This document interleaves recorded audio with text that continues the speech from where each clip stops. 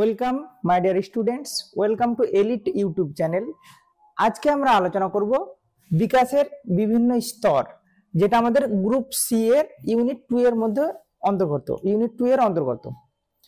তবে এর আগের ক্লাস আমরা আলোচনা করেছিলাম যেটা গ্রুপ সি এর ইউনিট 2 এ আছে, যে বৃদ্ধি এবং বিকাশের বিভিন্ন ধারণা এবং বৃদ্ধি এবং বিকাশের মধ্যে যে পার্থক্যগুলো আছে সেটা আমরা এর আগের ক্লাসে আলোচনা করেছিলাম।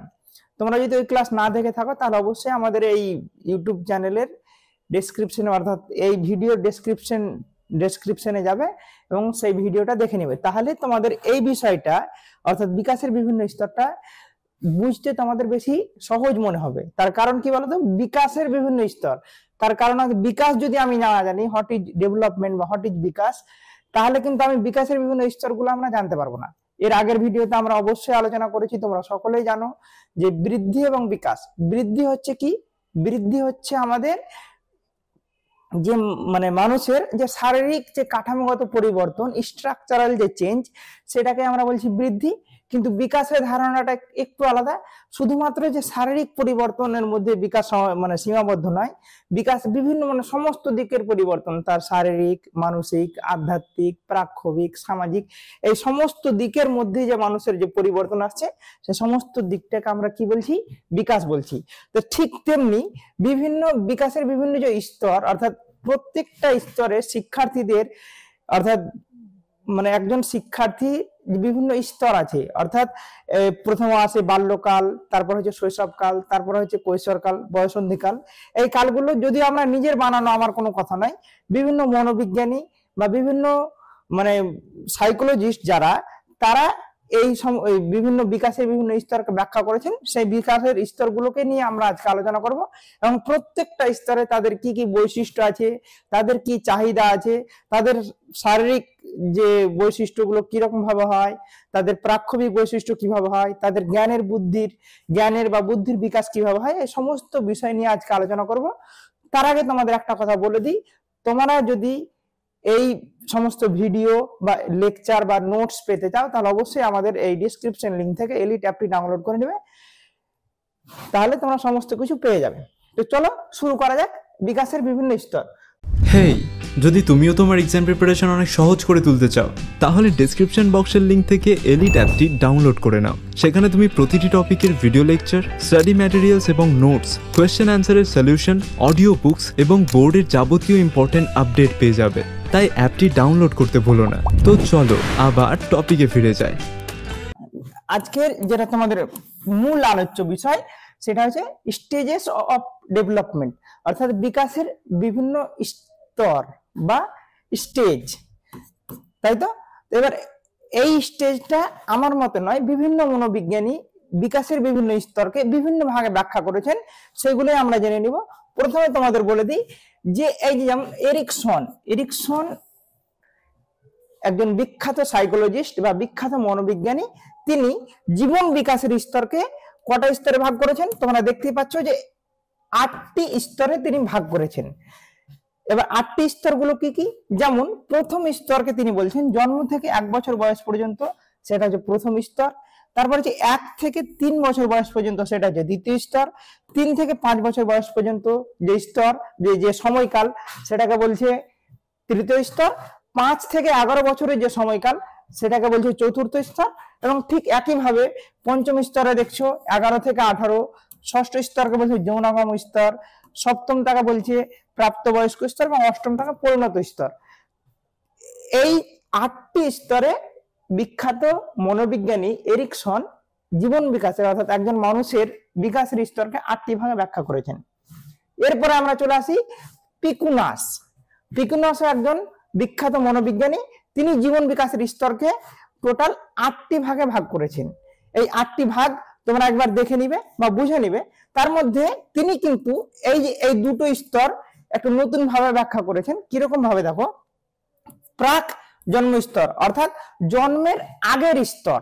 প্রাক জন্ম মানে কি? জন্মের আগে, যখন গর্ভ সঞ্চার থেকে শুরু করে জন্মাবার পূর্ব মুহূর্ত পর্যন্ত, অর্থাৎ মায়ের গর্ভে, মায়ের পেটে যে আমরা 10 মাস 10 দিন থাকছি, সেই সময়কালটাকে বলছে প্রাক জন্ম স্তর।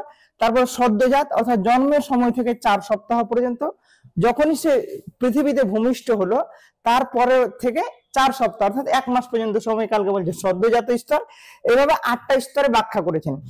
তবে আমরা যে বিভিন্ন মনোবিজ্ঞান বিভিন্ন ভাবে যে ব্যাখ্যা করেছেন, এতগুলো যদি আমরা ব্যাখ্যা পড়ি তাহলে আমাদের মানে লাইফ শেষ হয়ে যাবে এই পুরো সিলেবাসটা শেষ করতে। তো এতগুলো আমরা পড়ার দরকার নেই, এতগুলো আমাদের জানার মানে শুধুমাত্র তোমরা জেনে রাখো যে পিকুনাস জীবন বিকাশের স্তরকে 10টি ভাগে ভাগ করেছেন, যেটা হচ্ছে প্রাক জন্ম স্তর, সদ্যজাত স্তর, প্রারম্ভিক শৈশব স্তর, প্রান্তীয় শৈশব, প্রারম্ভিক বাল্যকাল স্তর, মধ্য বাল্যকাল, প্রান্তীয় বাল্যকাল স্তর, যৌনগাম স্তর, প্রাপ্তবয়স্ক স্তর এবং বার্ধক্য স্তর। এবার নির্দিষ্ট ভাগ বয়স অনুযায়ী নির্দিষ্ট কাল অনুযায়ী সে করেছে। এবার আমরা চলে আসি যেটা সব থেকে বিখ্যাত, অর্থাৎ যেটা আমরা আজকে আলোচনা করব যে মনোবিজ্ঞানীর, সেটা হচ্ছে কি জোনসের স্তর ভাগ, অর্থাৎ আর্নেস্ট জোনস হচ্ছে বিখ্যাত মনোবিজ্ঞানী। তিনি জীবন বিকাশের স্তরকে 4টি ভাগে ভাগ করেছেন, যেটা আমাদের সর্বসাধারণ অর্থাৎ সব জায়গায় গ্রহণযোগ্য, অর্থাৎ সকলে এটা স্বীকার করেছে, ওগুলো স্বীকার করেছে, তবে এটা বেশি জনপ্রিয়। সেই জন্য এই মনোবিজ্ঞানী যে 4টা স্তরে ভাগ করেছেন, যেমন শৈশবকাল, বাল্যকাল, তারপরে যে কৈশোর বা বয়সন্ধিকাল এবং প্রাপ্তবয়স্ক কাল, এই 4টা স্তর তিনি ব্যাখ্যা করেছেন। এই 4টা স্তরই আমরা জানবো এবং এই 4টা স্তরে কি কি বৈশিষ্ট্যগুলো আছে একে একে আমরা ডিটেলসে জেনে নেব।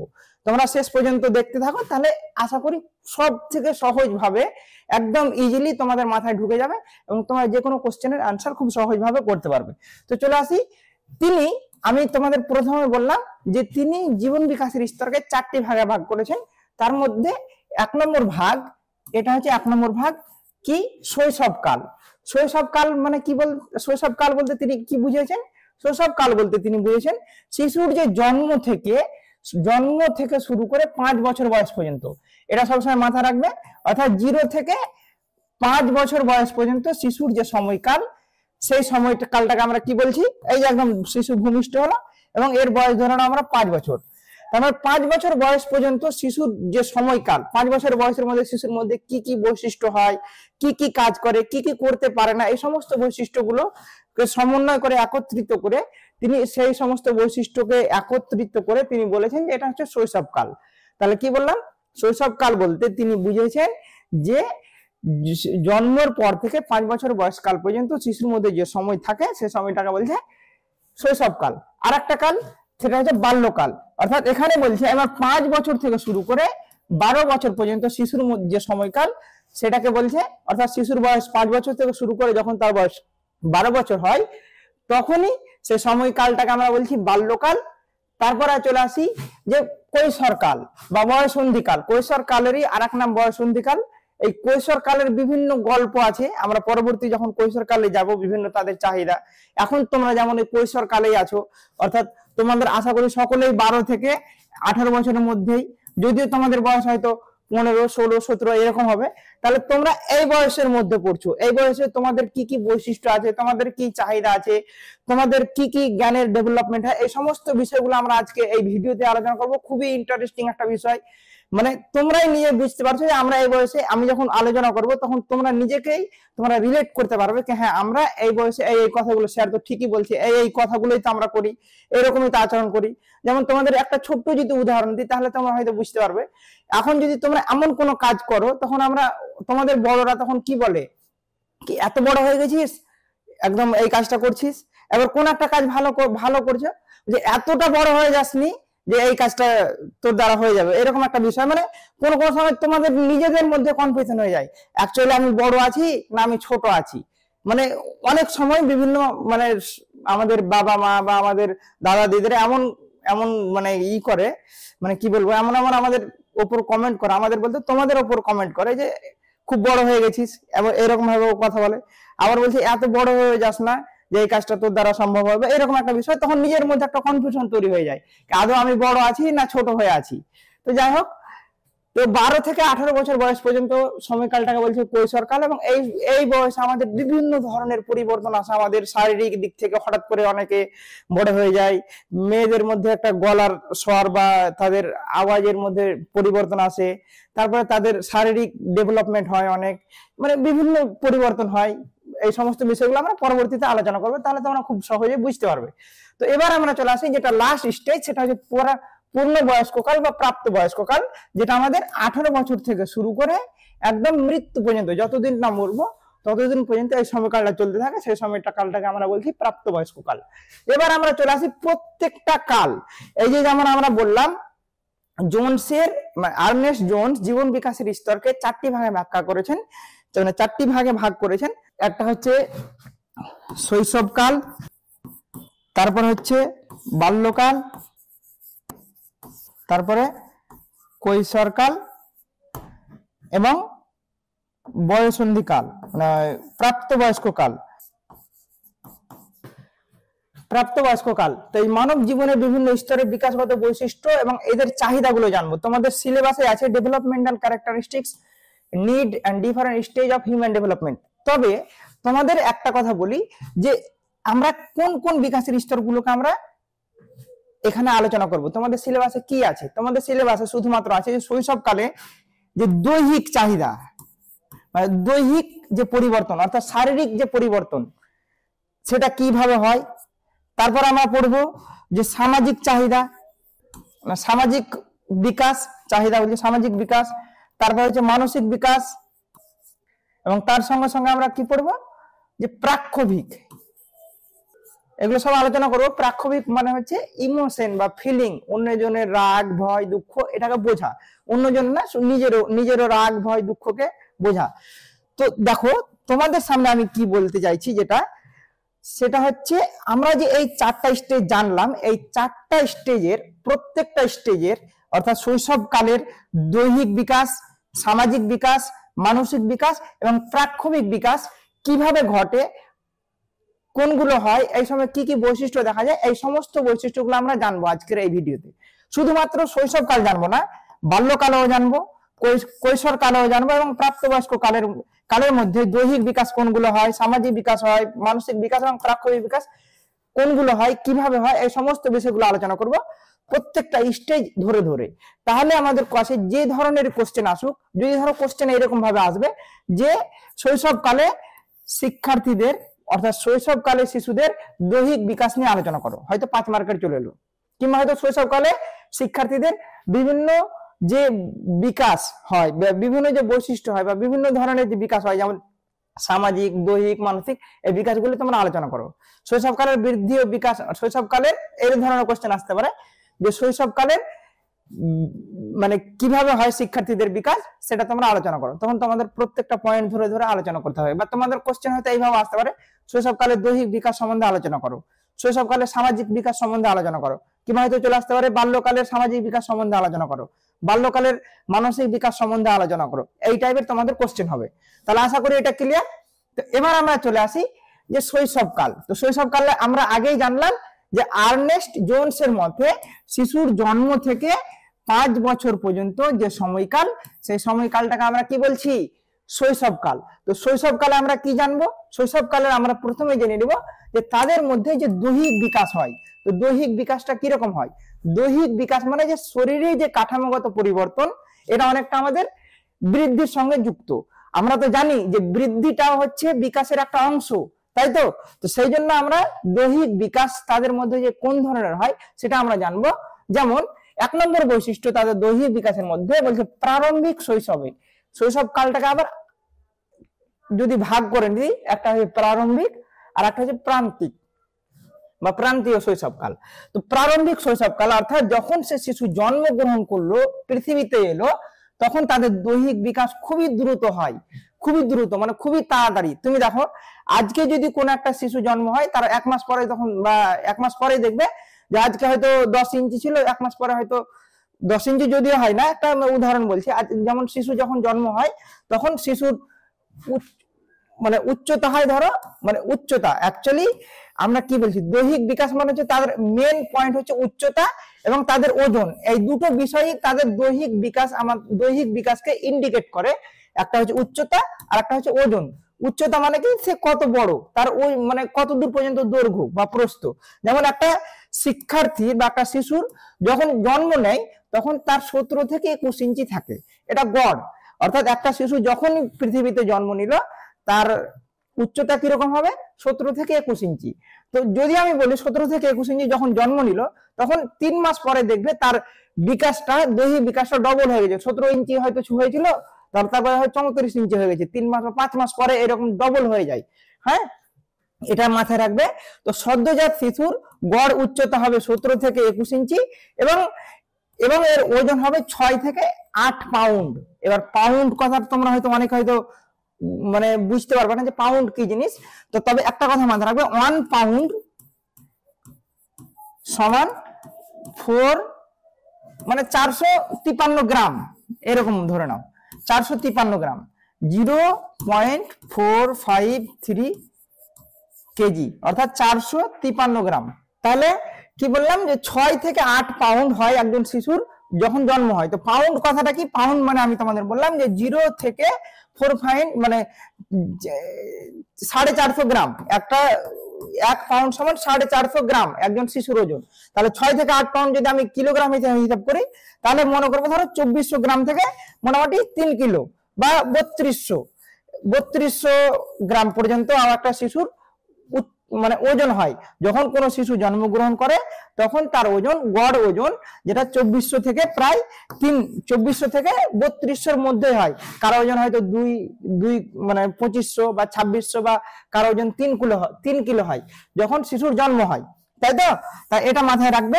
এবার তোমরা দেখো, যেমন কিছুদিন আগে, অর্থাৎ আমার একটা ছোট্ট সন্তান আছে, সেই সন্তান যখন জন্মগ্রহণ করে তখন তার ওজন ছিল 3 কিলো।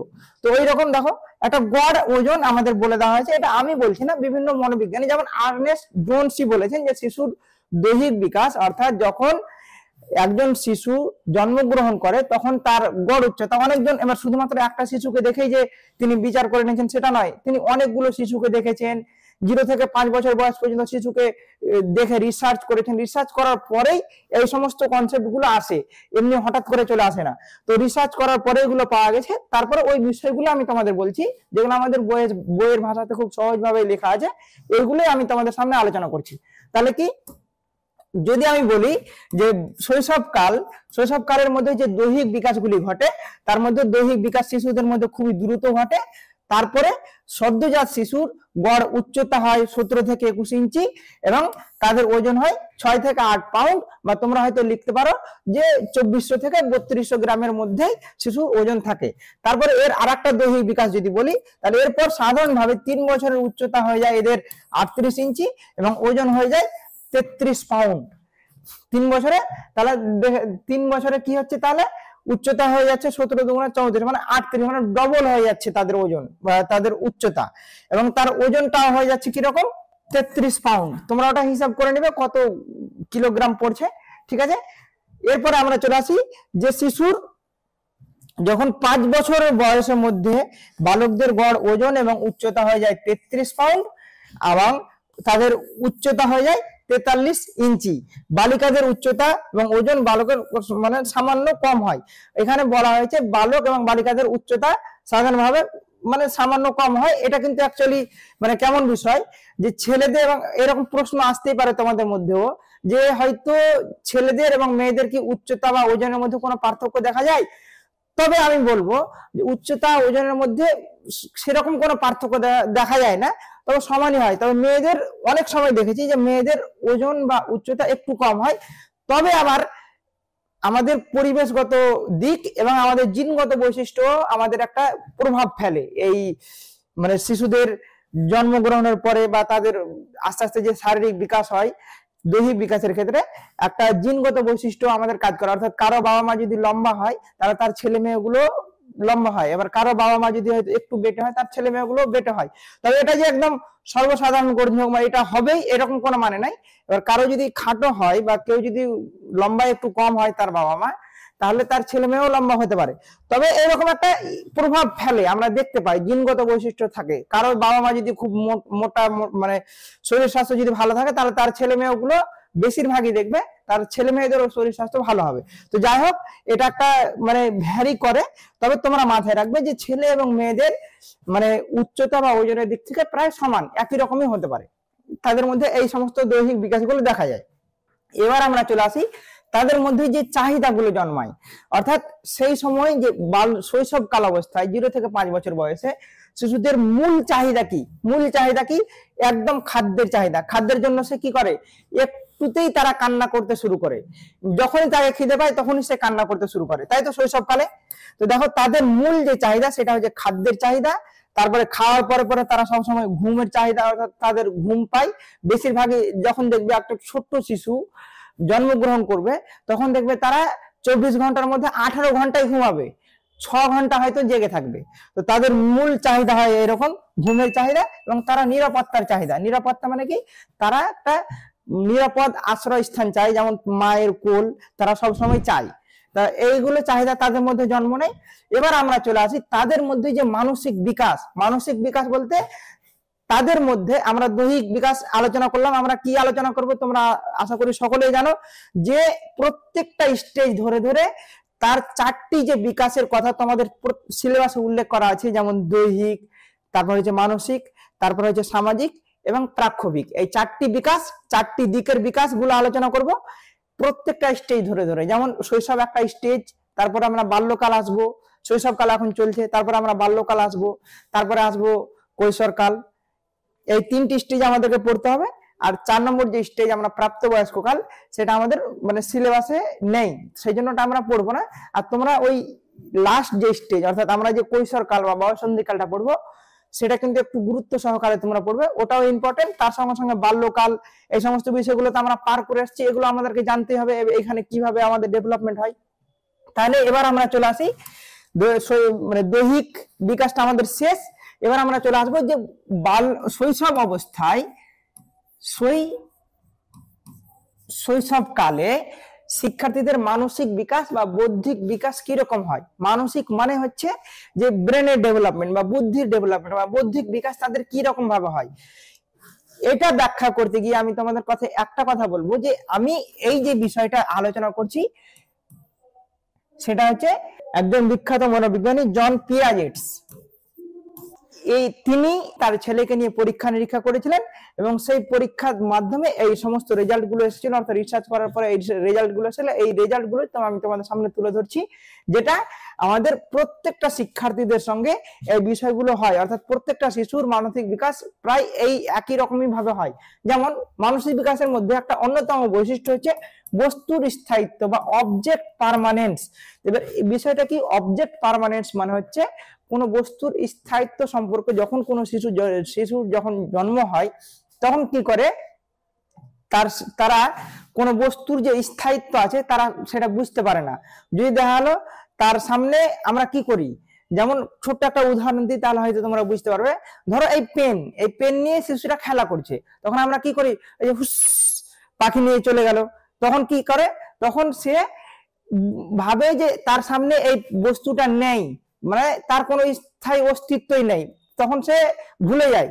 যখন সে মানে এক থেকে ধরো 1 বছর পর্যন্ত এরকম হয়, যখন তার সামনে এরকম করি যে হুস পাখি নিয়ে চলে গেল বা চিল নিয়ে চলে গেল, আমরা করি তো এরকম, তখন কি হয়, সে ভাবে এই বস্তুর কোনো মানে স্থায়ী অস্তিত্ব নেই, সে চলে গেল মানে আর নেই। কিন্তু যখন আস্তে আস্তে এটা কিন্তু ডেভেলপমেন্ট হয়ে যায়, যখন 2 বছর পার হয়ে যায় বা 3 বছরের কাছাকাছি হয়, তখন যদি আমি কোনো শিশুকে বলি হুস, তখন সে কি করবে, সে পিছনে এসে আমার হাতটা ধরবে, এরকম ভাবে ধরে নিবে, যে সে বুঝতে পারে যে এই বস্তুর কোন একটা স্থায়ী অস্তিত্ব আছে। তবে এটা প্রথম অবস্থায় সে বুঝতে পারে না।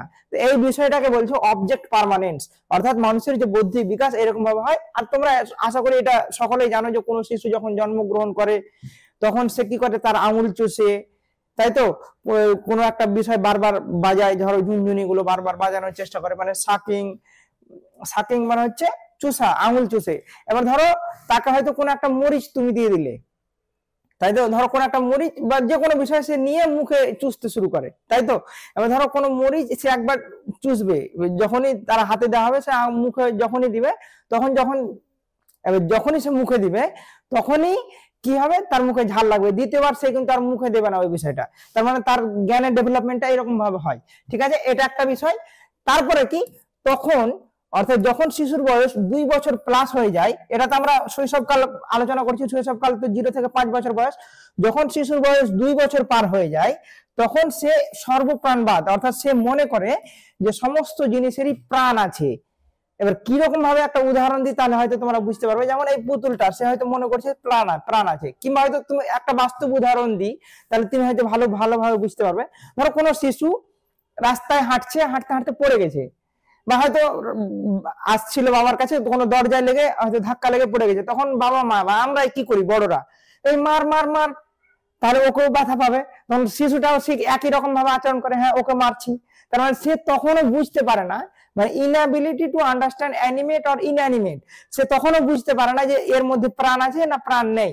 অর্থাৎ জীব আর জড় বস্তুর মধ্যে সে তখন পার্থক্য করতে পারে না।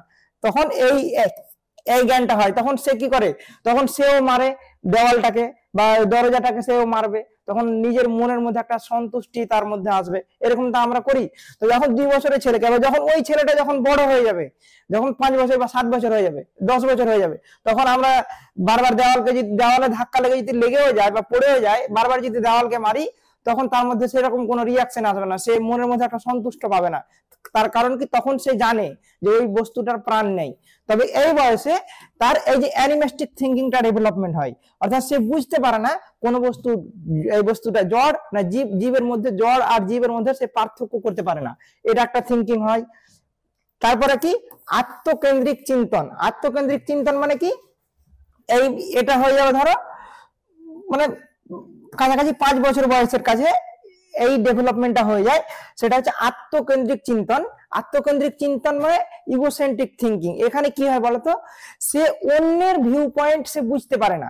যেমন এই ছবিটা তুমি দেখো, অন্যের ভিউ পয়েন্ট সে বুঝতে পারবে না। অন্যজন যে দেখো এই দেখছে এটাকে 6, কিন্তু এটাকে দেখছে 9, সে কিন্তু ঝগড়া করছে। কি করছে, ঝগড়া করছে। সে বলতে পারছে, এটা বারবার বলছে না এটা 6, কিন্তু যদি এর পার্সপেক্টিভে দেখা হয় তাহলে এই বিষয়টা কিন্তু 9, এটাও ঠিক, কিন্তু ওর ভিউটা সে কিন্তু বুঝতে পারছে না, সে বারবার ওই ঝগড়া করছে, এটা 6 6 6, এরকমটা হয়। তো এই বয়সে এই ডেভেলপমেন্টটা হয় ইগোসেন্ট্রিক থিঙ্কিং।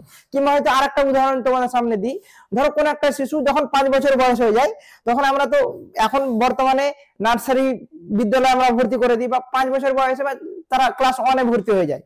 তখন কি হয়, ক্লাস 1-এ যখন ভর্তি হয় তখন এই স্কুলে চলে যায়। এবার স্কুলে যাওয়ার পর স্কুল থেকে এসে একদিন ওর বাবা মাকে বলছে যে মা জানো আজকে রাহুল স্কুলে মার খেয়েছে। এবার ওর মা যখন বলে রাহুল আবার কে, তার কারণ কি, তখন মনে করে যে আমি রাহুলকে চিনি, তার মানে সবাই রাহুলকে চেনে। এই যে চিন্তনটা, এটা হচ্ছে ইগোসেন্ট্রিক থিঙ্কিং। তখন সে হতবাক হয়ে যায়। তো এটা এই বয়সে ডেভেলপমেন্ট হয়, যেটা আমাদের শৈশবকালে, তাই তো শৈশবকালে এই বৈশিষ্ট্যগুলো অর্থাৎ মানসিক বৈশিষ্ট্যগুলো দেখা যায়, যেটা হচ্ছে বস্তুর স্থায়ী অস্তিত্ব, মানে বস্তুর স্থায়িত্ব, তারপর হচ্ছে সর্বপ্রাণবাদ বা আত্মকেন্দ্রিক চিন্তন। এবং এছাড়াও আছে একমুখী চিন্তন, এই সময় দেখা যায়। একমুখী চিন্তন মানে কি, সে একদিক দিয়ে চিন্তা ভাবনা করতে পারে। যেমন তোমাদেরই এখন এই চিন্তনটা হয়েছে, এখানে একটু পরীক্ষা করি তাহলে তোমরা বুঝতে পারবে। এই যে এটা একটা পাত্র, এটা একটা পাত্র, এই দুটোতে কি সমান পরিমাণে আছে না কোনটাতে বেশি আছে, তোমরা বলো, কমেন্ট করো। তো অনেকে হয়তো বলবে, আমি বলে দিচ্ছি, অনেকে হয়তো বলবে এটাতে বেশি আছে, কিন্তু অ্যাকচুয়ালি দেখো এটা লম্বা ভাবে আছে এবং এটা কিভাবে আছে, হরিজন্টাল ভাবে আছে। ঠিক আছে, হরিজন্টাল মানে হচ্ছে মানে অনুভূমিক ভাবে আছে, তাই তো। তার মানে কি, এটা অনুভূমিক ভাবে আছে, ওই জন্য মনে হচ্ছে এটা বেশি আছে, কিন্তু অ্যাকচুয়ালি বেশি নেই, দুটোতেই সমান পরিমাণে মানে এই জলটা আছে, তাই তো। তোমার একদিক থেকে চিন্তা ভাবনা করতে পারো না, দুই দিক থেকে, মানে দুই দিক থেকে চিন্তা ভাবনা করে না, একদিক থেকে শুধু চিন্তা ভাবনা করে। এটাকে যদি আরো সহজ ভাবে বলি তাহলে হয়তো বুঝতে পারবে।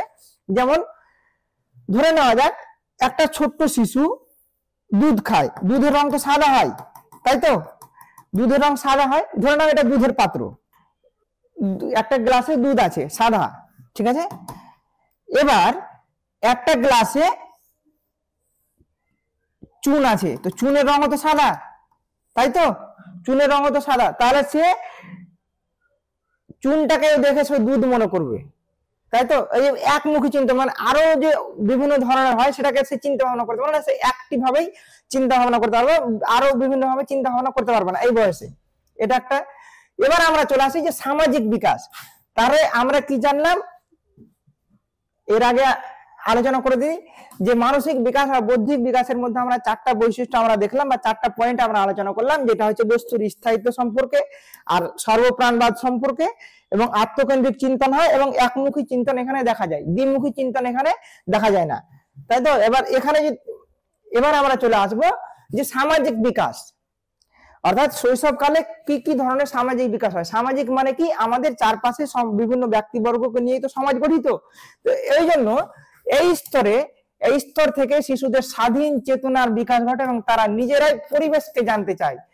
এই বয়স যখন হয়ে যাবে, যখন শিশুর বয়স 2+ হয়ে যাবে, তখন কি করবে, তারা বিভিন্ন পরিবেশের সঙ্গে তাদের বাবা মা, তাদের মানে ফ্যামিলি বিভিন্ন সদস্যদের সঙ্গে মিশতে চাইবে, মিশার সঙ্গে সঙ্গে তারা নিজেরাই পরিবেশটাকে জানতে চাইবে, এবং এরপরে গৃহের বাইরে এরা সমাজ পরিবেশের সঙ্গে শিশু মিথস্ক্রিয়া করে, অর্থাৎ গৃহের বাইরে গিয়েও বিভিন্ন পাড়া প্রতিবেশীর সঙ্গে মানে মেলামেশা করবে, এবং লিঙ্গগত পার্থক্যের উপর এরা তখন গুরুত্ব আরোপ করে না। ছেলে মেয়ে এরা একত্রে খেলবে, একত্রে খেলা করে। যখন 2 বছর 3 বছর ছেলে হয়, 5 বছর যখন শিশু হয়ে যাবে, তখন তারা ছেলে মেয়েরা একত্রে পুতুল খেলা খেলবে। যেমন ধরো দলগত খেলা, যেমন লুকোচুরি খেলা অংশগ্রহণ করবে এরা। তার মানে কি, এই যে সমাজে সবাইকে নিয়ে যখন কোন একটা বিষয় হয়, সেটা হচ্ছে সামাজিক। অর্থাৎ সামাজিক বিকাশ মানে কি, অর্থাৎ সমাজের বিভিন্ন নিয়ম নীতি রীতিনীতি বা সমাজের যে সমস্ত বিষয়গুলো হয়, সেগুলোই হচ্ছে এই সময় ডেভেলপমেন্ট হয়। যেটা খুবই ডেভেলপমেন্ট হয় না, সেটা কি হয়, শিশুর মধ্যে সামাজিক পরিবেশের সঙ্গে শিশুদের একটা মিথস্ক্রিয়া হয়। তারা ছেলেমেয়েরা একসঙ্গে এখানে খেলাধুলা করে, যেমন লুকোচুরি খেলা বা পুতুল খেলা। ছোট বয়সে তোমরা হয়তো পুতুলের সঙ্গে পুতুলের বিয়ে দিয়েছো, অনেক ছেলে মেয়ে একসঙ্গে খেলবে। তারপরে কি, একে অপরের সঙ্গে সহযোগিতা করে, যৌথ স্বার্থের ভিত্তিতে এরা বন্ধুত্ব করে, এবং এছাড়াও জীবজন্তু বা রূপকথার গল্পের প্রতি এরা প্রচুর কৌতূহল দেখায়। যদি আমি বলে দিই এখনই কি একটা রাজার গল্প শোনাবো, একটা ছিল রাজা, তারপর একটা ছিল ঘোড়া, এই সমস্ত বিষয়গুলো যখন গল্প তাদের কাছে বলি, তখন তাদের বিশাল একটা কৌতূহল জন্মায়। তো এই সমস্ত বিষয় তাদের মধ্যে দেখা যায়, যেটা আমার সামাজিক বিকাশের মধ্যে অন্তর্ভুক্ত। এবার আমরা চলে আসি যে প্রাক্ষোভিক বিকাশ। প্রাক্ষোভিক বিকাশ মানে কি, আমাদের প্রথমে বললাম যে রাগ, ভয়, দুঃখ, আনন্দ এই সমস্ত বিষয়গুলো প্রাক্ষোভিক বিকাশের মধ্যে অন্তর্ভুক্ত। অর্থাৎ আমরা দেখতে পাই যে এই বয়সের শিশুর মধ্যে যখন ছোট যদি দেখি, একদম ছোট, তখন প্রক্ষোভের ভাবে খুব ঘন ঘন বহিঃপ্রকাশ করে। একটুতেই তারা কান্নাকাটি শুরু করে দেয়। যেমন দেখো, একটুতে কান্নাকাটি শুরু করে দেয়, একটুতে হাসতে শুরু করে। তো প্রাক্ষোভিক মানে কি বললাম, প্রাক্ষোভিক মানে হচ্ছে একজন শিশু অন্যজনের মনের কথা বা নিজের মনের কথা বা রাগ, ভয়, দুঃখ, তাদের মধ্যে যে ফিলিংস আছে সেটাকে ব্যাখ্যা করা। যেমন এরা ঘন ঘন এদের মধ্যে ভাবাবেগ অর্থাৎ প্রক্ষোভের বিকাশ দেখা যায়। একটুতে তারা কান্নাকাটি শুরু করতে পারে। এবার যদি আমি ওকে একটুতে একটা চকলেট দিয়ে দিই, হয়তো কান্না করছে, কোন একটা চকলেট দিয়ে দিলাম, একটুতে তারা হাসতে শুরু করে দিবে। তো এই সমস্ত বিষয়গুলো তাদের মধ্যে দেখা যায়। তারপরে কি, মূর্ত প্রত্যক্ষ বিষয়কে কেন্দ্র করে তারা প্রক্ষোভের বহিঃপ্রকাশ ঘটায়। অর্থাৎ মূর্ত মানে যেটা আমরা দেখতে পাই, যে সমস্ত বিষয়গুলো আমরা, যেমন টেবিল, চেয়ার বা কোন একটা বিষয় নিয়ে সে কান্নাকাটি করছে, এটা নিবেই। হ্যাঁ, তো এই বিষয়গুলোর উপর তারা বেশি বহিঃপ্রকাশ ঘটে তাদের। যেমন আমি এক্ষুনি তোমাদের উদাহরণটা দিলাম, যে যখন ক্রন্দনরত শিশুকে একটি চকলেট দিলেই তাদের মধ্যে একটা আনন্দ প্রকাশ পায়।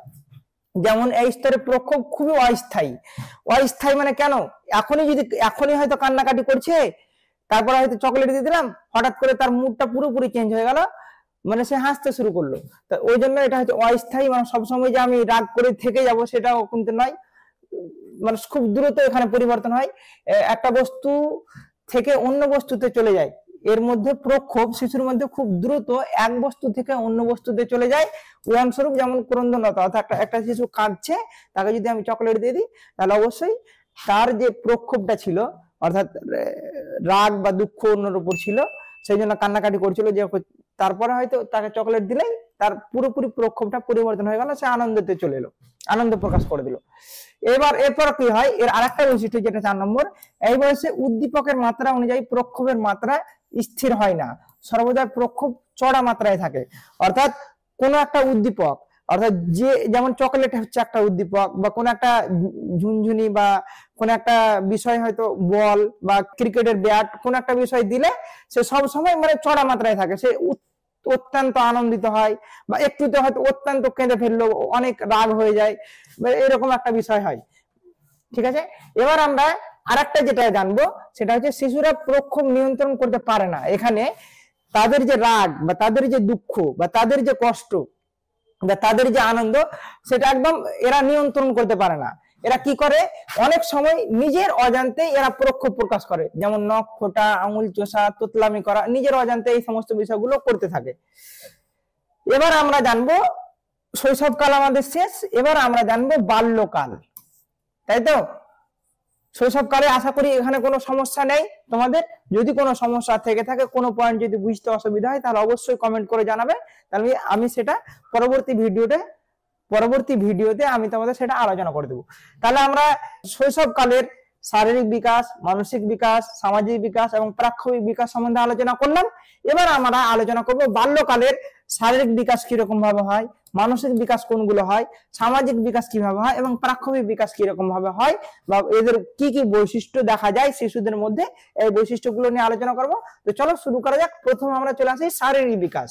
শারীরিক বিকাশের মধ্যে প্রথমে চলে আসি, এদের মুখমণ্ডলের পরিবর্তন হয়। অর্থাৎ বাল্যকালে কি হয়, মানে শৈশবকালে তাদের মুখমণ্ডল একটু কেমন থাকে, তার আসল মুখমণ্ডল অর্থাৎ তার আসল চেহারাটা এখানেই কিন্তু দেখা যায়। মুখমণ্ডলের পরিবর্তন হয়, কপাল চওড়া হয়ে যায়, নাক তীক্ষ্ণ হয়, মুখমণ্ডল বিস্তৃত হয়, খেলাধুলার মাধ্যমে পেশিগত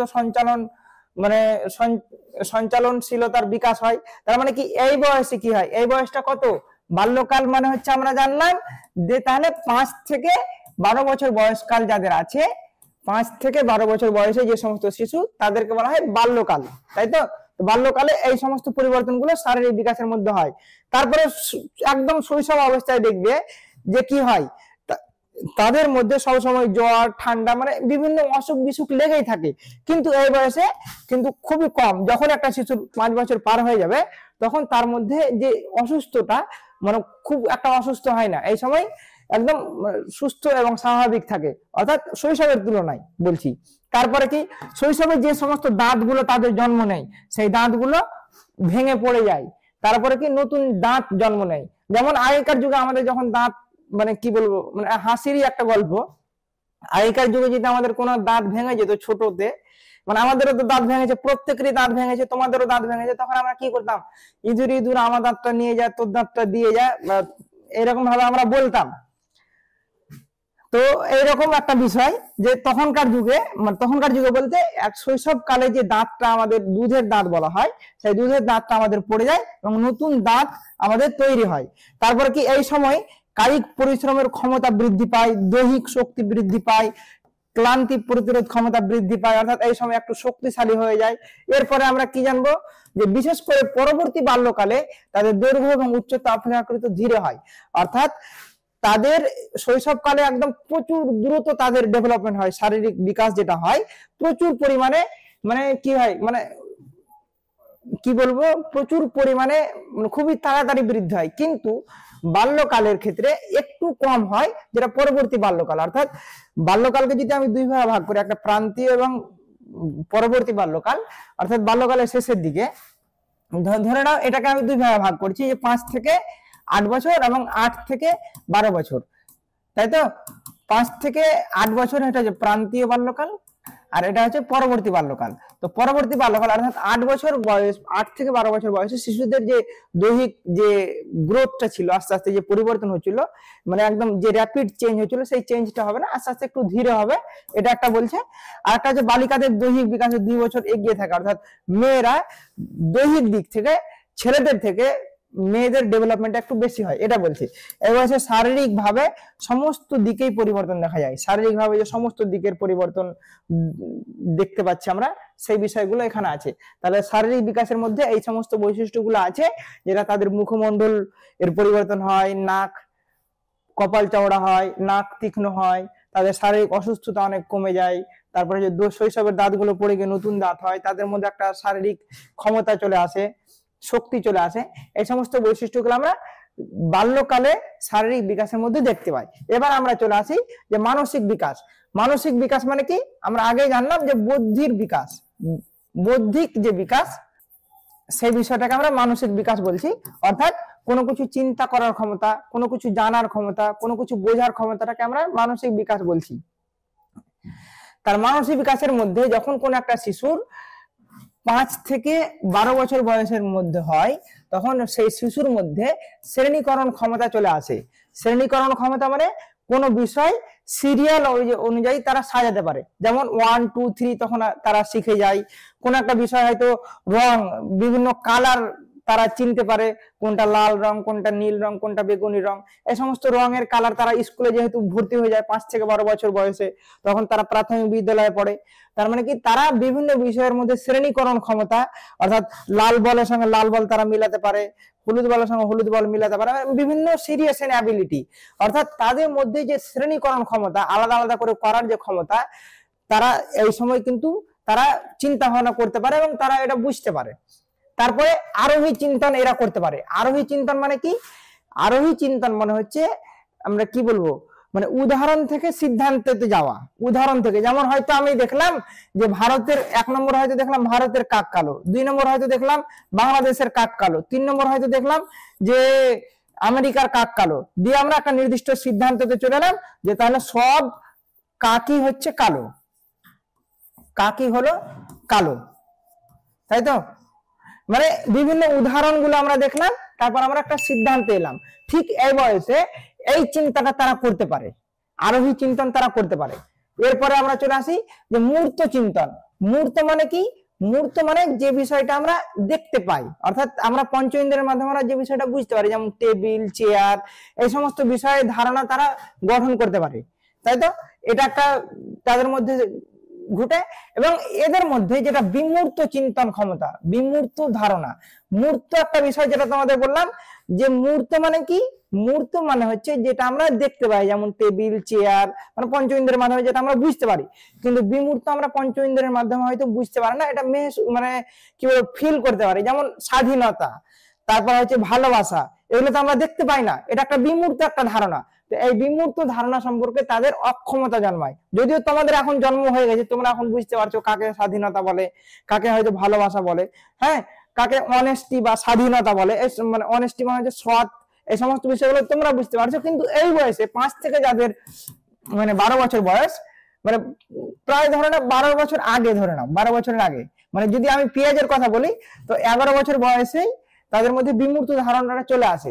কিন্তু এখানে মানে বিমূর্ত ধারণা এটা অক্ষমতা, মানে তারা মানে 11 বছর আগে পর্যন্ত, 5 থেকে ধরে নাও 11 বছর পর্যন্ত শিশুদের যাদের বয়স, তাদের মধ্যে এই বিমূর্ত ধারণার, তারা বিমূর্ত চিন্তা ভাবনা তারা করতে পারে না। এটা একটা তাদের মধ্যে একটা অক্ষমতা। হ্যাঁ, তারা এটা একটা তাদের মধ্যে আসে। যেমন তোমাদের বললাম লাভ, তারপর হচ্ছে ওই অনেস্টি, তারপর হচ্ছে ফ্রিডম, এই বিষয়গুলো আছে। এবার আমরা চলে আসি যে বাল্যকালে প্রাক্ষবিক বিকাশ কিভাবে হয়। প্রাক্ষবিক মানে হচ্ছে, দেখো আমরা আগেই বললাম যে তাদের মধ্যে রাগ, ভয়, দুঃখ, যেটা তার মানে এটা দেখে নেবে। 1 নম্বর বলছি যে এই বয়সে শৈশবকালীন যে প্রক্ষোভের ব্যাপক পরিবর্তন দেখা যায়। অর্থাৎ শৈশবকালে যেটা দেখা গিয়েছিল যে হঠাৎ করে তাদের মানে স্থায়ী তাদের একটা প্রক্ষোভ ছিল না, এখানে কিন্তু স্থায়ী একটা প্রক্ষোভ থাকবে, স্থায়ী একটা মানে তাদের মধ্যে রাগ, ভয়, দুঃখ এটা জন্ম নেবে। মানে ব্যাপক পরিবর্তন দেখা যায়, মানে প্রক্ষোভের ব্যাপক পরিবর্তন দেখা যায় শৈশবকালীন। মানে শৈশবকালে যেটা ছিল তার সম্পূর্ণ একদম আলাদা এটা একটা ধারণা চলে আসবে। এখানে বলছে পরবর্তী বাল্যকালে সামাজিক পরিস্থিতি অনুযায়ী আবেগ নিয়ন্ত্রণের ক্ষমতা জন্মায়। তখন কিন্তু আবেগ তারা নিয়ন্ত্রণ করতে পারতো না, অর্থাৎ তারা শৈশবকালে তারা আবেগকে নিয়ন্ত্রণ করতে পারতো না, কিন্তু এখানে তারা আবেগকে, অর্থাৎ তাদের রাগ, ভয়, দুঃখকে তারা নিয়ন্ত্রণ করতে পারবে। তারপরে কি হবে, আবেগের বিকাশ পরবর্তী স্তরের মতো সামগ্রিক হয় না, তার নির্দিষ্ট একটা রূপ পায়। তার মানে কি, তারা নির্দিষ্ট একটা রূপে তাদের রাগ, ভয়, দুঃখকে তারা কন্ট্রোল করতে পারে, এটা একটা। তারপরে 3 নম্বর হচ্ছে বয়স্কদের অবহেলা, সমবয়স্কদের পরিহাস, সহপাঠীদের সঙ্গে তুলনা। এই বয়সে বালক বালিকাদের মধ্যে ক্রোধের কারণ হয়, অর্থাৎ সমবয়স্কদের মধ্যে আমাদের একটা ঝামেলা চলে আসে। তারপরে সহপাঠীদের সঙ্গে একটা তুলনা, এর সঙ্গে ও ভালো না বা এই খারাপ, এই সমস্ত যে তুলনা করি, তার মধ্যে এই তুলনা করার মাধ্যমে আমাদের মধ্যে যে প্রাক্ষবিক বিকাশ একটা জন্ম নেয়, যেটা হচ্ছে আমাদের বিভিন্ন ক্রোধের কারণ হয়। অর্থাৎ ওর সঙ্গে হয়তো আমার তুলনা করছে, তখন আমরা ওকে হয়তো আমরা দেখতেই পারি না, ওর প্রতি আমরা প্রক্ষোভ প্রকাশ করছি, রাগের একটা প্রক্ষোভ প্রকাশ করছি। তো এরকম একটা বিষয় এই বয়সে দেখা যায়। এরপর আমরা কি বলছি, এই বয়সে আমাদের উচ্ছ্বাস, আনন্দ, ভালোবাসা, কৌতূহল, বিষাদ এই বয়সে ছেলেদের মধ্যে মানে একটা ছেলেদের মধ্যে দেখা যায়। তারপরে আবেগ প্রকাশে বস্তুর উপস্থিতি অপরিহার্য নয়, মানে কোনো বস্তু যে একদম থাকলেই যে আমরা আবেগ প্রকাশ করব, যেমন আমরা শৈশবের ক্ষেত্রে দেখলাম যে চকলেট দিয়ে দিলাম, চকলেট দিলেই তার মনের মধ্যে একটা যে প্রক্ষোভ ছিল, রাগ ছিল, সেটা হয়তো আনন্দতে পরিণত হয়ে গেল। কিন্তু এখানে কোনো বস্তুর মানে দিলেই যে তার মধ্যে আবেগের যে পরিবর্তন হবে সেটা কিন্তু নয়। সেটা না থাকলেও তাদের মধ্যে কৌতূহল, ভালোবাসা, আনন্দ, উচ্ছ্বাস এগুলো তারা মানে ফিল করতে পারবে। তারপরে কি শৈশব কালের মধ্যে যে জন্ম ভীতি বা শব্দ ভীতি বা এই সময় দূর হয়, এবং ভূতের এবং কাল্পনিক যে জীবের প্রতি ভয় আর থাকে না। যখন সে 5 বছর থেকে 12 বছরের মধ্যে ছেলে হয়ে যায়, তখন তার মধ্যে যে আমরা হয়তো বলি না কি বাচ্চা ছোট শিশুকে আমরা বলি এই বিড়াল আসছে, এই পুলিশ আসছে, তখন মনের মধ্যে একটা ভয় চলে আসে, তাই তো? কিন্তু এই বয়সে আর সেই ভয়টা থাকে না, এই ভূত আসছে এই ভয়টা তখনকার 5 বছর থেকে 12 বছর পর্যন্ত এই সময়কালের মধ্যে থাকছে, তাদের মধ্যে এই ভয়টা থাকে না, তাদের মধ্যে একটা মানে সাহসিকতার একটা প্রতিরূপ দেখা যায়।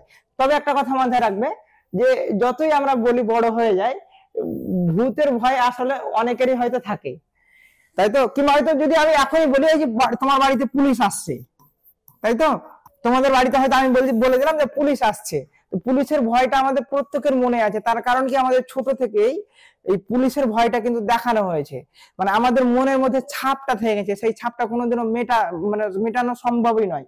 যদিও আমরা জানি বড় হয়ে গেল প্রায় সকলেই জানি যে পুলিশ কিসের জন্য, আমাদেরকে সুরক্ষা দেওয়ার জন্য পুলিশকে নিয়োগ করা হয়েছে সরকার দ্বারা, তাই তো? কিন্তু তবু আমরা পুলিশকে দেখে ভয় পাই, তাই তো? মানে আমাদের মনের মধ্যে ওই ভয়টা আগে থেকে লুকানো আছে বলেই ওই ভয়টা পাই। যদিও এটা সাইন্টিফিক্যালি একটা ব্যাখ্যা আছে, ওটা একদিন তোমাদের ক্লাসে আলোচনা করেছিলাম, তোমরা যদি আগের ভিডিও দেখে থাকো তাহলে এটার অ্যান্সারটা পেয়ে যাবে। তাহলে কি বললাম যে এই বয়সে অর্থাৎ বাল্যকালে তাদের মধ্যে যে শব্দ ভীতি বা জন্ম ভীতি বা ভূতের যে কাল্পনিক একটা ভয় ছিল, যে শৈশবকালে ছিল, সেই ভয়টা আর এখানে থাকে না। এবার আমরা চলে আসবো যে সামাজিক বিকাশ, অর্থাৎ বাল্যকালে সামাজিক বিকাশ কিভাবে হয় বা কোন কোন বৈশিষ্ট্যগুলো দেখা যায় সামাজিক বিকাশ। তাদের মধ্যে সামাজিক বিকাশ মানে হচ্ছে সমাজের বিভিন্ন ব্যক্তিবর্গকে নিয়ে তো সামাজিক বিকাশ, তার মধ্যে সমলিঙ্গের প্রতি আকর্ষণ এখানে দেখা যায়। সমলিঙ্গের প্রতি আকর্ষণ মানে ছেলেরা ছেলেদের সঙ্গে বন্ধুত্ব করবে, মেয়েরা মেয়েদের সঙ্গে বন্ধুত্ব করবে, সমলিঙ্গের প্রতি আকর্ষণ তাদের একটা থাকে এই বয়সে।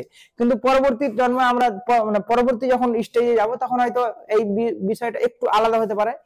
হ্যাঁ, সমলিঙ্গের প্রতি তাদের আকর্ষণ দেখা যায়।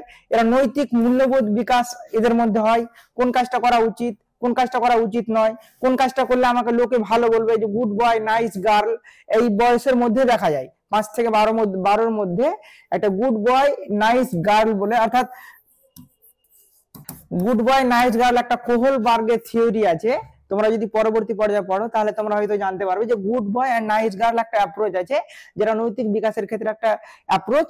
এবং এটা এখানে বলছে এরকম কনসেপ্ট যে আমি কোন একটা কাজ করলাম, অপরজন আমাকে সেই কাজটা কি ভালো বলছে না খারাপ বলছে, তার উপর তার উচিত এবং অনুচিতটা নির্ভর করে।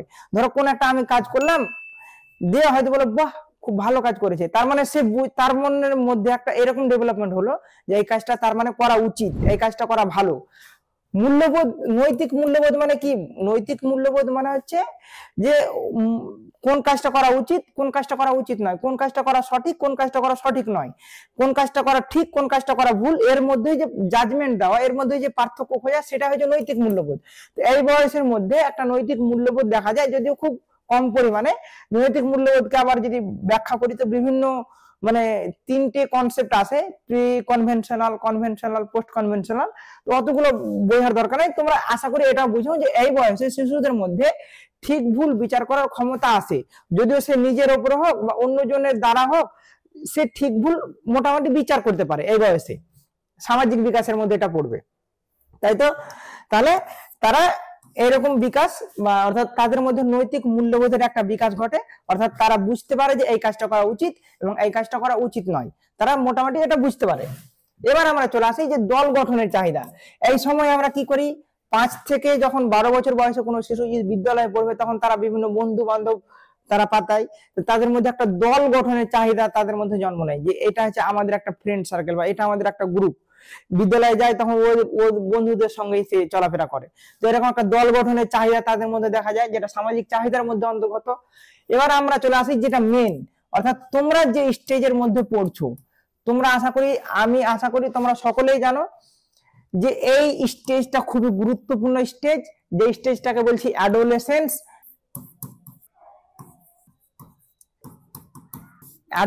পিরিয়ড। ঠিক আছে, যাই হোক, কৈশোরকাল বা বয়সন্ধিকাল, যে কালটাতে আমাদের মধ্যে যে বিভিন্ন ধরনের পরিবর্তন, আমাদের শারীরিক পরিবর্তন হয় বিভিন্ন ধরনের, যেমন শৈশবকালে যেমন দ্রুত বিকাশ হয়, ঠিক তেমনি 12 থেকে 18 বছর বয়সের মধ্যে আমাদের বিভিন্ন ধরনের পরিবর্তন হয়। শারীরিক পরিবর্তন, সামাজিক পরিবর্তন, প্রাক্ষবিক পরিবর্তন একদম দ্রুত হারে হয়। সেই জন্য এই কালে আমরা বিভিন্ন বিভ্রান্তিতে পড়ে যাই।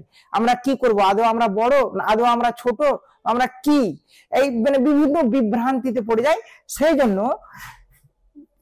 স্ট্যানলি হাল, একজন বিজ্ঞানী, এই বিজ্ঞানী তিনি বলছেন যে বয়সন্ধি কাল বা কৈশোর কালকে আমরা ঝড় ঝঞ্ঝার কাল বা উৎকণ্ঠার কাল বলি। অর্থাৎ এই কালটাকে আমরা ঝড় ঝঞ্ঝার কাল বলছি। কেন বলছি?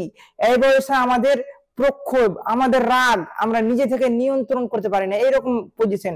বাবা মা হয়তো কোনো একটা কাজ বললো, তখন আমরা হ্যাট করবো না বাবা মায়ের কাজ, বা কোন একটা কাজ আমরা এই বয়সে কি করি, অভিনেতা অভিনেত্রী সাজি, এই আমি সলমান খান, আমি শাহরুখ খান, এই সমস্ত মানে কল্পনাগুলো আমরা করি, মানে বিভিন্ন ধরনের পরিবর্তন। তারপরে কি আমাদের মনের মধ্যে বা আমাদের শরীরের মধ্যে অনেক ধরনের পরিবর্তন হয়। এই বয়সে আমাদের মানে কি বলবো, মানে সমস্ত বিষয় একদম পরিপুষ্ট হয়, আমাদের শারীরিক যে বিভিন্ন বিষয়গুলো। তোমরা আশা করি বুঝতে পারছো। এই বয়সে আমাদের যেটা মেন চাহিদা, সেই চাহিদাগুলো আমরা আলোচনা করবো, তাহলে বুঝতে পারবো। যেমন এই বয়সে আমরা স্বাধীনতার চাহিদা, কারণ নিয়ন্ত্রণে আমরা কিন্তু থাকতে চাই না। বাবা মা যদি বলে কি হ্যাঁ এখানে যাস না বা ওখানে যাস না, ক্রিকেট খেলিস না বা এটা করিস না বা ওটা করিস না, এরকম যদি আমরা বলি, মানে বাবা মা যদি বলে, তাহলে আমরা কি করব? তাহলে আমাদের মনের মধ্যে যে স্বাধীনতার যে চাহিদা, সেই চাহিদাটা আমাদের মানে সব সময় চাই, আমাদের যাতে কেউ না কিচ্ছু বলুক, আমাদের নিজের ইচ্ছা মতন যাতে আমরা চলতে পারি, এই ধরনের মানে এই সময় এই ধরনের চাহিদাটা তাদের মধ্যে জন্ম নেয়। অর্থাৎ তোমাদের মধ্যে জন্ম নেয়। তোমরা নিজে ভাবো যে কেউ যদি তোমাকে দাবিয়ে রাখতে চায়, তুমি কোনো সময় দাববে না, তুমি হয়তো চাইবে আমার নিজের মন মতন করে চলবো। বাবা মায়ের কথাও আমরা এই সময় শুনি না এই বয়সে। ওই জন্য কি হয়, অনেক ছেলে এই বয়সে বিভ্রান্তি মানে অর্থাৎ অন্যান্য পথে চলে যায়, খারাপ পথে চলে যায়। খারাপ পথে গেলে তাদের সারা লাইফ তোমাদের মানে তাকে মানে এই বয়সটার জন্য তাকে ভুগতে হয়। এবার এই বয়সে অনেক ছেলে মেয়ে একদম পড়াশোনার প্রতি প্রচুর মনোযোগী হয়ে যায়, তার মানে পড়াশোনা শুধুমাত্র করতে চায়, তখন সে জীবনে একটা সাকসেসফুলের দিকে এগিয়ে যায়। কিন্তু এই বয়সে অনেক ছেলে ছিটকে চলে যায়, অনেক বিভিন্ন মানে খারাপ কাজে লিপ্ত হয়ে যায়, ড্রাগস বা মদে বা বিভিন্ন এতে মানে আকৃষ্ট হয়ে যায়, খারাপ কোনো কাজে লিপ্ত হয়ে যায় এই যে স্বাধীনতার জন্য। তারপরে কি, তাদের নিজেকে আত্মপ্রকাশ করতে চাই, আত্মপ্রকাশের চাহিদা। এই বয়সের শিক্ষার্থীরা নিজেকে প্রকাশ করতে চায়, নিজেকে কি বলবো অন্যজনের সঙ্গে নিজেকে আকৃষ্ট করতে চায়, অভিনেতা এবং অভিনেত্রীর সঙ্গে নিজেকে মানিয়ে নিতে চায়, মানে নিজেকে প্রকাশ করতে চাইছে আমি সমাজের মধ্যে এরকম একটা ব্যক্তি হব, বা নিজেকে একদম ভালোভাবে পড়াশোনা করে একটা প্রতিষ্ঠিত ব্যক্তি হব, নিজেকে প্রকাশ করতে চাই। এই বয়সে তাদের মধ্যে এই চাহিদাটা জন্ম নেয়। তারপরে হচ্ছে তাদের মধ্যে দুঃসাহসিকতার চাহিদা, অর্থাৎ এই বয়সে শিক্ষার্থীদের মধ্যে বা শিশুদের মধ্যে একটা মানে শারীরিক একটা শক্তি তাদের মধ্যে জন্ম নেয়। তাদের মধ্যে এই কোনো জায়গাকে বা কোনো কিছুকে এই বয়সে তারা তোয়াক্কা করে না, তারা মনে করে যে একটা পাহাড়কে আর নিজে থেকে আমরা ভেঙে দিব, এরকম একটা দুঃসাহসিকতার চাহিদা তাদের মধ্যে জন্ম নেয়। তারপরে আমরা চলে আসি যে নতুন জ্ঞানের চাহিদা, অর্থাৎ এই বয়সে অনেক শিশু, তোমাদের বারবার করে বললাম যে এই বয়সে যখন 12 থেকে 18 বছর বয়সে কোন একটা শিশুর বয়স হবে, তখন তাদের মধ্যে যে নতুন জ্ঞানের চাহিদা, অর্থাৎ তোমরা এখন যারা ভিডিও দেখছো, তোমাদের জানার চাহিদা আছে বলেই তো তোমরা এই ভিডিওটা দেখছো, না হলে তো ভিডিওটা দেখতে না।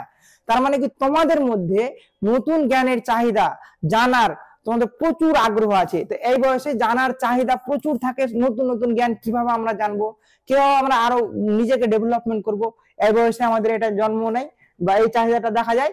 এরপর আমরা নিরাপত্তার চাহিদা, নিরাপত্তা অর্থাৎ আমরা যেটা তোমাদের একটু আগে বললাম যে বাবা মায়ের প্রতি আমরা নিরাপত্তা চাই, বাবা মা যাতে আমাকে সবসময় যাতে আমাকে সাপোর্ট করে, এরকম একটা আমরা চাই। কিন্তু অনেক সময় বাবা মা কি করে, অনেক সময় এদের প্রতি বা আমাদের সন্তানের প্রতি অনেক সময় রাগ হয়ে যায়, তখন আমরা নিজে থেকে নিরাপত্তার অভাবে আমরা ভুগি, যে বাবা মা আমাকে নিরাপত্তায় দেয় না, বা বাবা মা আমাকে সবসময় আমার উপর রাগ করে, এই সমস্ত বিষয়গুলো আমাদের মধ্যে জন্ম নেয়, নিরাপত্তার চাহিদা জন্ম নেয়। এরপরে যেটা সব থেকে মানে ভাইটাল ব্যাপার, এই বয়সে আমাদের যৌন চাহিদা। যৌন চাহিদা মানে কি বলতো, যৌন চাহিদা মানে অর্থাৎ ছেলেদের প্রতি একটা মেয়েদের একটা টান থাকে এবং মেয়েদের প্রতি ছেলেদের একটা টান থাকে। এই যে তোমরা এখন আশা করি তোমরা সকলেই বড় হয়ে গেছে, তোমরা এখন হয়তো জিএফ বা বিএফ যেটাকে বলছে, যে গার্লফ্রেন্ড এবং এটা আমার বয়ফ্রেন্ড, এই সমস্ত বিষয়গুলো এই বয়সের মধ্যে আমাদের জন্ম নেই। যে ছেলেদের প্রতি মেয়েদের একটা টান থাকে, মেয়েদের প্রতি ছেলেদের একটা মানে ভালোবাসা, এই বয়সে কিন্তু আমাদের জন্ম নেই। তো এই চাহিদাটা আমাদের থাকে এই বয়সে। যদি এটাকে আমরা নিয়ন্ত্রণ করতে পারি তাহলে ভবিষ্যতে আমাদের কিন্তু সাকসেসফুল। আর যদি আমরা নিয়ন্ত্রণ করতে না পারি তাহলে সমাজে অপকর্মে আমরা লিপ্ত হয়ে যাবে, যেটা আমাদের প্রচুর মানে খারাপের একটা পর্যায়ে, প্রচুর খারাপ দিক। তবে তোমরা এই চাহিদাটা সবসময় নিয়ন্ত্রণ করে রাখার চেষ্টা করবে, এটা আমার মানে বলার বক্তব্য। সেটা এবার আমরা চলে আসি যে তাদের মধ্যে যে মানসিক বিকাশ হয়, খুবই ভাইটাল একটা ব্যাপার, যে তোমাদের মধ্যে জ্ঞানের কিরকম ডেভেলপমেন্ট হয় সেই বিষয়গুলো আমরা এবার জানবো। যে তোমাদের মধ্যে কি কি জ্ঞানের বিকাশ হয় সেই বিষয়গুলো আমরা জানবো। তোমাদের বলতে অর্থাৎ আমি আজকে আলোচনা করছি যে কৈশোরকালে শিক্ষার্থীদের যে মানসিক বিকাশ অর্থাৎ জ্ঞানের ডেভেলপমেন্ট কিরকম ভাবে হয়, কোন গুণগুলো হয় সেটা আমরা জানবো। তবে তোমাদের প্রথমে বলে দিই যে এই বয়সে অর্থাৎ যে এই যে আমরা যে আলোচনা করছিলাম যে শৈশবকাল এবং বাল্যকাল, শৈশবকালে এবং বাল্যকালে আমরা কি দেখলাম, যে অ্যানিমিস্টিক থিঙ্কিং অর্থাৎ সর্বপ্রাণবাদ, তারপরে হয়তো ইগোসেন্ট্রিক থিঙ্কিং, আত্মকেন্দ্রিকতা, আত্মকেন্দ্রিক চিন্তন, তারপরে হয়তো দেখলাম যে বস্তুর স্থায়িত্ব, তারপরে হয়তো আমরা জানলাম যে আরোহ যুক্তি, তারপরে মূর্ত, এই সমস্ত বিষয়গুলো কিন্তু আমাদের মধ্যে এবার প্রপারলি ভাবে ডেভেলপ হয়ে যায় এই যখন আমরা 12 থেকে 18 বছর হয়ে যাই। 12 থেকে 18 বছর বয়সের মধ্যে শিশু যখন হয়ে যায় তখন তার মধ্যে যে মূর্ত চিন্তন এই সমস্ত বিষয়গুলো কিন্তু হয়ে যায়, মানে অর্থাৎ তারা বুঝতে পারে। যেমন অ্যানিমিস্টিক থিঙ্কিং যেটা আমি বললাম তোমাদের, যে সর্বপ্রাণবাদ, যে 2 বছর বয়সে যখন 2 থেকে 7 বা 8 যেটা আমরা বললাম যে শৈশবকালে আমরা কি দেখলাম, যে একটা শিশুর মধ্যে মানসিক বিকাশ হয় সর্বপ্রাণবাদ, অর্থাৎ তারা বুঝতে পারে না যে এই বিষয়টা জড় বস্তু না এই বিষয়টা জীব। তখন ওই ডেভেলপমেন্টটা অর্থাৎ ওই জ্ঞানটা বাল্যকালে কিন্তু তাদের হয়ে যায়। তো ওই জ্ঞানগুলো আস্তে আস্তে ডেভেলপমেন্ট অর্থাৎ ওই জ্ঞানগুলো তো হবেই, তার সঙ্গে সঙ্গে আমাদের যে সমস্ত বিষয়গুলো হয় মানে অর্থাৎ তোমাদের যেটা আমি বলতে চাইলাম ভালো করে বোঝো, সেটা হচ্ছে কি বললাম, যে অর্থাৎ আমাদের যে বাল্যকালে, তারপরে শৈশবকালে, তারপরে কৈশোরকালে যে জ্ঞানের ডেভেলপমেন্ট গুলো হয় সেগুলো কিন্তু থাকবেই, সেগুলো আবার বাদ চলে যাবে না। এরকম ভেবে নিও না যে ওগুলো হয়ে গেল তো ওগুলো বাদ হয়ে যাবে, এরকম নয়। সেই জ্ঞানগুলো তো থাকবেই, তার সঙ্গে সঙ্গে নতুন যে সমস্ত জ্ঞানগুলো আমাদের ডেভেলপমেন্ট হয় সেটা হচ্ছে কি বিমূর্ত চিন্তন এখানে, অর্থাৎ বিমূর্ত চিন্তা ভাবনা এখন করতে পারে। অর্থাৎ কোনটাকে ভালোবাসা বলছে, কোনটাকে লাভ বা কোনটাকে অনেস্টি বা কোনটাকে সততা বলছে, কোনটা হচ্ছে ফ্রিডম বা স্বাধীনতা, এই সমস্ত বিষয় সম্বন্ধে তাদের জ্ঞান চলে আসে। তখন তারা বুঝতে পারে যে বিমূর্ত ধারণা, বিমূর্ত যে চিন্তা করার যে ক্ষমতা, সেই ক্ষমতার তাদের মধ্যে জন্ম নেয় অর্থাৎ তোমাদের মধ্যে জন্ম নিয়ে নেয়। তারপরে অবরোহ যুক্তি তারা এই সময় বুঝতে পারে। অবরোহ যুক্তিটা কি?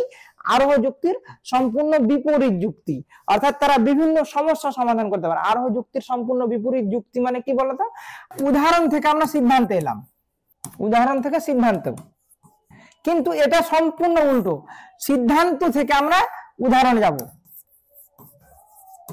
তখন কিন্তু আরোহ যুক্তি তারা বুঝতে পারতো বাল্যকালে, কিন্তু যখন তারা কৈশোরকাল চলে এলো তখন তারা সিদ্ধান্ত থেকে উদাহরণ অর্থাৎ যেতে পারবে। অর্থাৎ সিদ্ধান্ত কোন একটা বিষয় আছে, যেমন ধরে নাও যে একটা মানুষ মরণশীল, তাই তো। এবার আমরা এটাকে আমরা প্রমাণ করার চেষ্টা করব কিরকম ভাবে, হয়তো রাম মানুষ, তারপর হয়তো শ্যাম মানুষ, তারপর দেখা গেল রাম মরছে বা রাম মরছে, ধরে নাও রাম মরছে, তারপর দেখছি শ্যাম মরছে, তার মানে কি একটা এটা আমরা প্রমাণিত হয়ে গেল যে মানুষ মরণশীল, তাই তো। তাহলে আমরা বুঝতে পারছি, দেখো ছোট্ট একটা বিষয়, যে উদাহরণ থেকে সিদ্ধান্তে যাওয়া অর্থাৎ স্পেসিফিক টু জেনারেল হচ্ছে আমাদের কি, সেটা হচ্ছে আরোহ যুক্তি, এবং জেনারেল টু স্পেসিফিক অর্থাৎ সিদ্ধান্ত থেকে যখন আমরা কোনো উদাহরণে যাব সেটা হচ্ছে কি বলতো, সেটা হচ্ছে আমাদের অবরোহ যুক্তি। অর্থাৎ অবরোহ যুক্তি তখন তারা করতে পারে। যদি ধরো বলে দিলাম যে আমি কাক কালো, একটা ধরো ওই তোমাদের যেটা উদাহরণ দিয়েছিলাম, কাক কালো রঙের হয়, তাই তো, কালো রঙের হয়, তখন এটা হচ্ছে একটা জেনারেল ওয়ার্ড, আমি বলে দিলাম। জেনারেল এবার স্পেসিফিকে যাব, আস্তে আস্তে আমরা উদাহরণে যাব। আগে দেখবো ভারতের কাক কালো না কালো নয়, তারপর বাংলাদেশের কাক কালো না কালো নয়, অস্ট্রেলিয়ার কাক কালো না কালো নয়, তারপরে হচ্ছে ইংল্যান্ডের কাক কালো না কালো নয়। এই সমস্ত বিষয়গুলো যখন আমরা দেখলাম, তারপরে এটাকে আমরা মানে যাচাই করার চেষ্টা করলাম। অবরোহ যুক্তি মানে হচ্ছে যাচাই করা। তাতে এই বয়সে আমাদের এই জ্ঞানটা ডেভেলপমেন্ট হয়ে যায়। এছাড়া আমাদের যেটা মেন বিষয় সেটা হচ্ছে কি, সমস্যা সমাধান করার ক্ষমতা। অর্থাৎ যে কোনো সমস্যা আমরা এই বয়সে আমরা সমাধান করতে পারি। হয়তো তোমাদের মনের মধ্যে অনেক সমস্যা হতে পারে, হ্যাঁ স্যার আমি এটা পারবো না, ওটা পারবো না, কিন্তু এই বয়সে তোমাদের চিন্তা ভাবনা এত ডেভেলপমেন্ট হয়, তোমরা যদি মনে করো যে যে কোনো সমস্যা আমরা সমাধান করতে পারবো, তাহলে অবশ্যই তোমরা পারবে। অর্থাৎ এই বয়সে যে কোনো সমস্যা সমাধান করা তা তোমাদের মধ্যে ক্ষমতা জন্ম নিয়ে নেয়। এটা একটা তোমাদের বৌদ্ধিক বা মানসিক চিন্তা ভাবনার যে বিকাশ হয়, এই ধরনের এইভাবেই হয়। তাহলে আমরা আজকে আলোচনা করলাম যে তোমাদের ক্লাস 11-এর বিকাশের বিভিন্ন স্তর। বিকাশের বিভিন্ন স্তরের মধ্যে আমরা যেটা মূল পয়েন্ট আলোচনা করলাম যে আর্নেস্ট জোনসের যৌন বিকাশের 4টি স্তরকে তিনি ব্যাখ্যা করেছেন। প্রত্যেকটি স্তরকে, যেমন শৈশব, বাল্যকাল, কৈশোরকাল এবং প্রাপ্তবয়স্ককাল। তো আমরা 3টে কাল, অর্থাৎ তোমাদের সিলেবাসে যেটা আছে শৈশবকাল, বাল্যকাল এবং কৈশোরকাল, যেটাকে আমরা বয়ঃসন্ধি কালও বলছি, এই প্রত্যেকটা স্তরে বা প্রত্যেকটা কালে তাদের মধ্যে যে পরিবর্তনগুলো হয়, তাদের মধ্যে যে ডেভেলপমেন্ট গুলো হয়, যেমন মানসিক, তারপরে দৈহিক, তারপরে সামাজিক, তারপরে প্রাক্ষবিক, এই বৈশিষ্ট্যগুলো আমরা কিন্তু জানলাম। শুধুমাত্র শৈশবকাল নয়, শৈশবকালের সঙ্গে সঙ্গে আমরা জানলাম বাল্যকাল, বাল্যকালের সঙ্গে সঙ্গে আমরা জানলাম কৈশোরকাল। তো এই আজকের এই ক্লাসটা তোমাদের কেমন লাগলো অবশ্যই আমাকে কমেন্ট করে জানিও। তবে সুস্থ থাকো, স্বাভাবিক থাকো। সবাইকে এই ভিডিও দেখার জন্য থ্যাংক ইউ। তবে একটা কথা বলবো যে তোমাদের বন্ধু বান্ধব যদি এই ক্লাসটা তোমরা দেখে উপকৃত হয়, তাহলে অবশ্যই তোমাদের বন্ধু বান্ধবদের এই ক্লাসটা শেয়ার করে দিবে এবং আমাদের চ্যানেলটি সাবস্ক্রাইব করে পাশের বেল আইকনটি দেবে। তাহলে প্রথমেই যখনই আমাদের ভিডিও আপলোড হবে, তাহলে তোমার কাছে প্রথমেই নোটিফিকেশন চলে যাবে। থ্যাংক ইউ সবাইকে। এই ধরনের এডুকেশনাল ভিডিও আরও দেখতে চ্যানেলটিকে সাবস্ক্রাইব করে এলিট পরিবারের মেম্বার হয়ে যাও। Thank you so much and always remember, knowledge worth sharing.